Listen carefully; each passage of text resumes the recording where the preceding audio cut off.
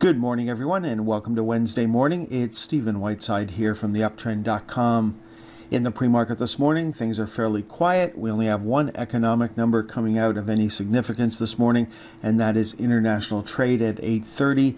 And then we have energy inventories coming out later in the morning. Now, there's lots of stocks in the news this morning. One that I know a lot of you follow is Ford, and Ford was up over 4% yesterday. It's up over 5% in the pre-market this morning, and it is currently trading above the December high. So a new high for this move for Ford on Wednesday morning. Now, the VIX moved lower yesterday. It's back on a sell signal, and we really don't care too much about what the VIX does right now unless it starts breaking out above 15. That would certainly tell us something new is happening in the options market. Now, yesterday was an inside day for the S&P 500 and for the Dow. We are looking at a target of 500 on the SPY as our next major area of resistance, and 5,000 on the index itself. Coming into Wednesday's trading action, we would need to see a close below $485.81 to give us a sell signal for the SPY. More conservative traders are going to be looking for a close below 482. And then, of course, long-term investors would not be disturbed until the S&P 500 closes below $464.17 on Friday. And so far this week, we're certainly not expecting that to happen. Now, the Dow Diamonds had an inside day yesterday. The Qs were able to trade slightly above the previous day's high, so no change in trend there. No change in trend for the Russell 2000 or for the Russell Microcaps, both moving up into the channel yesterday. Then looking at semiconductors, the SOX index looks like this, and the semiconductor ETF that I usually quote looks like this. And the reason I follow this one is it's part of the S&P family, the SPDR family. And unfortunately, a lot of you want me to cover this one, which certainly has a lot more volume.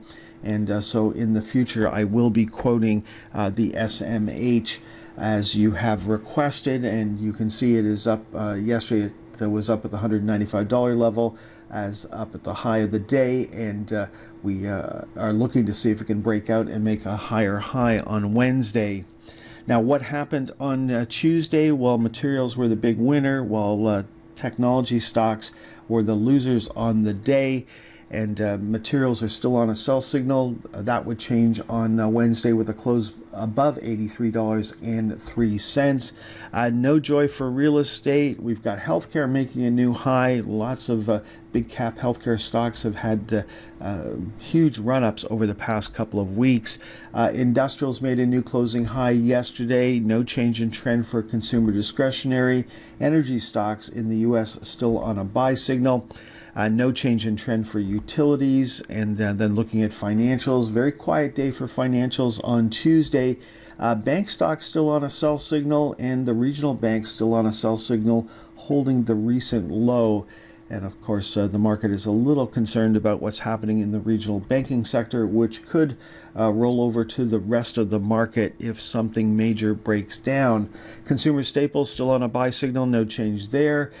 Communication services, we saw a pullback yesterday, closing below the previous day's low. And that could be a concern going forward. But right now, we are still on a buy signal. No change in trend for technology stocks. And then we saw transports move up, and transports were not part of the list we started with, but I just wanted to throw them in there that they are back on a buy signal and actually closed above the previous week's high. Next up, let's take a look at the world of commodities, and starting with crude oil, the USO is still on a sell signal. Now, we do have energy inventories coming out later this morning, which could certainly change the direction of this ETF. Now, it is looking bullish, even though we're still on a sell signal here. Notice we put in a recent higher high, and we've put in a series of higher lows. So that is a bullish chart pattern, even though we're still on a sell signal. That is also true for gasoline, which recently put in a higher high and a higher low. So we're still on a sell signal here. For gasoline, we would need a close above 64.22 on Wednesday to give us a buy signal. Unfortunately, no joy for natural gas. We made a new closing low for this move yesterday. Still clustering around the 1875 level. If we want to break down from here, then 1563 would be our next target to the downside. Looking at the metals, we've got the GLD trading in the channel. It's up a penny in the pre-market last time I checked. Looking for a close above 189.01 to give us a new buy signal, get us back on track for the GLD. No joy for palladium, no joy for platinum, and no joy for silver coming into Wednesday's trading action. Last up this morning, let's take a look at the Magnificent 8, and starting with AMD, it is back on a sell signal as of Tuesday's close. No change in trend for Amazon, no change in trend for Alphabet, still on a sell signal here. Then no change in trend for Microsoft, looking for a close below $400.52 on Wednesday to give us a sell signal. Nvidia made a new high yesterday, trading right over the $700 level before starting to pull back. No change in trend there. And then looking at Shopify, we had a reversal last week, but we're not going anywhere. So looking for a close on Wednesday below $79.44. And then Tesla was up on the day, still trading below the lower channel line.